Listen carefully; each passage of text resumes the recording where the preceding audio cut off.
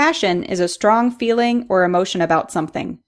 People who are passionate about something in their life put lots of energy into it and find it rewarding and meaningful. Being passionate about something means that you do it with a lot of energy because you want to, not because you have to. When people find success within their passion, they're satisfied and happy about what they've achieved. To develop passion, first identify what's keeping you from being passionate.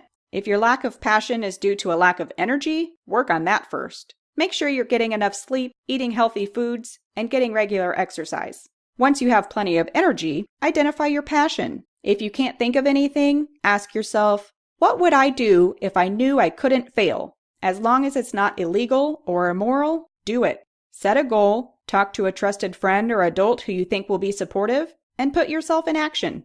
If you're afraid to fail, be brave and take a chance. Being passionate doesn't mean you won't fail, but even if you don't get it quite right, the experience can still be rewarding and might even open up new opportunities or interests.